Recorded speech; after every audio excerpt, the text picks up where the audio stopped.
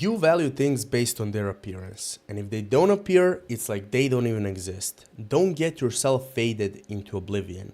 Instead of being a ghost in the crowd, stand out and shine so bright that the eyes of those watching start bleeding. It's your favorite jacked philosopher again, and with a cup of coffee, I'm gonna show you how to become an attention magnet, which exceeds the average man and the cowardly with its greatness, vividness, and enigma. First of all, attention is a skill. You can't be born a shining star. It's something you need to master first. And drawing attention is actually easily done by being interesting and unique. Focus on one characteristic that makes you recognizable so you stand out. Are you dressing in a specific way, or do you have a catchphrase that people remember and repeat after you? When a person thinks of you, what immediately comes to their mind? That's the question that you need to study a lot. And when you build an image, you already have a way people see you and what they associate you with. Make sure it's a good thing and you have a shining star ready for people to admire. Your shine will fill many gaps, cover up your flaws,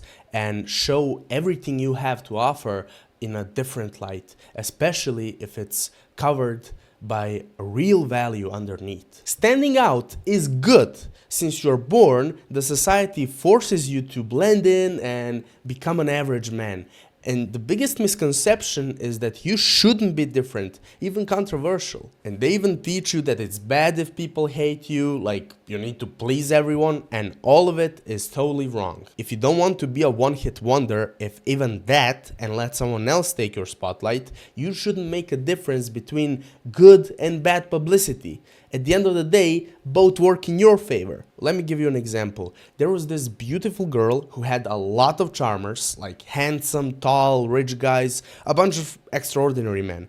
And she didn't choose anyone except one guy who stood out. He wasn't taller, richer, or any of those traits. He's unbearable actually. Everyone hates the guy. And he openly trash talks to people. Like, he doesn't care at all how you're gonna feel. But still, he was able to seduce her, and for a very good reason. There's just something about his unusual approach and how he acts and talks around you. He's so unpredictable that it makes you crave spending time with him. And he's very natural about himself. He doesn't hide any of those barbaric traits and thoughts that a normal person would. And that's what makes him so interesting. When I think of a person that is so unmistakably himself that it's annoying, that's the person that comes to my mind. And still, we seduced so many girls together, so it's clearly working. Whenever you worry about others' opinions, there's a quote you should remember.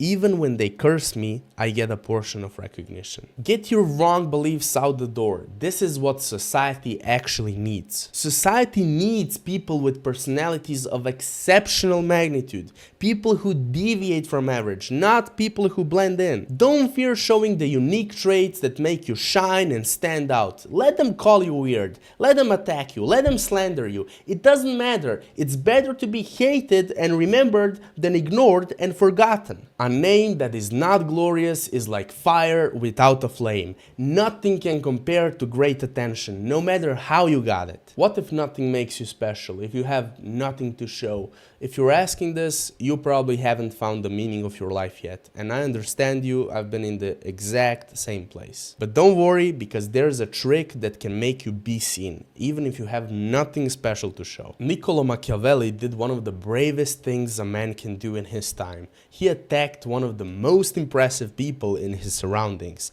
a famous and a powerful individual. He publicly defamed the Pope and exposed his dirty regime and how everything that he was doing was done under an evil mask with twisted intentions.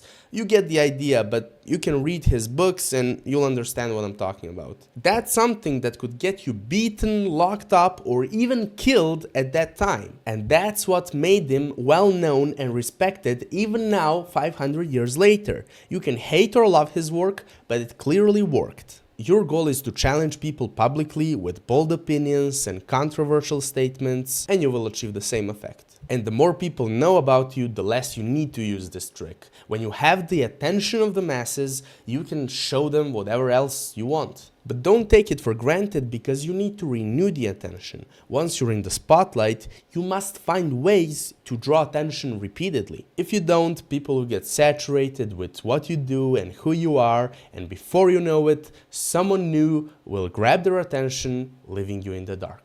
Have you ever wondered why famous painters have those ugly and weird paintings? Pablo Picasso, for example, never let the spotlight get away from him. Whenever people adapted to his art style, he would change something dramatically and shock them with totally different paintings. He believed that it's better to make something ugly and repulsive than something normal that people would just take for granted. Let the spotlight be your guidance. A figure under the spotlight is especially exposed. All eyes are on it. But there is room for only one under that narrow beam. Do whatever it takes to get that beam directed at you. Something so magnificent, fun, and scandalous that always keeps you under that light, while everyone else gets left out in the shadows. And remember, people feel superior to those whose actions they can predict. If you show them who's in charge by going against their expectations, you will gain their respect and draw their otherwise wandering attention at the same time.